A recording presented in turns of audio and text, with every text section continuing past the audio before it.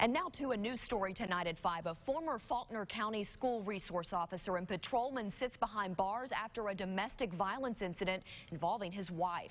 Deputies say Matthew Kimmery worked with the department for 4 years, also working with Conway and Mayflower police departments. KRK's Charmaine Nero spoke with police about the details surrounding the arrest and also got community reaction. Charmaine? Ashley, that's right. Many people I spoke to living in Conway shocked to hear about the charges against former school resource officer Matthew Kimmery. Many saying it's something they don't normally hear happening in their area. These police officers and resource officers, they love to protect and try to look out for Conway. Whitney Ross has lived in Conway for 7 years.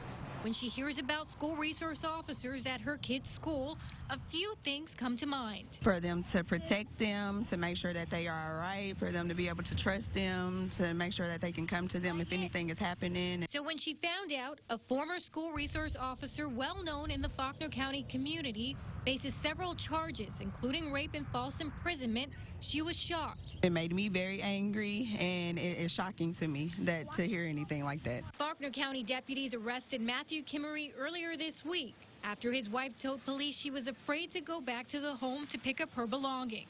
She went on to tell police her husband hit her in the eye days prior, telling her not to come back. From there, she spoke to that deputy, which then gave the domestic.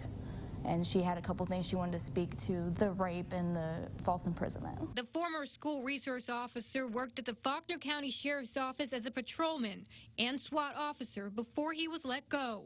He was also employed with the Conway and Mayflower police departments. It does make me concerned. You would never think that would happen.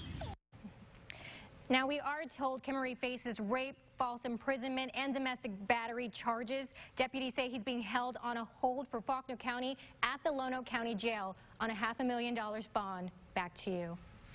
All right, Charmaine, thanks very much. And now to Benton.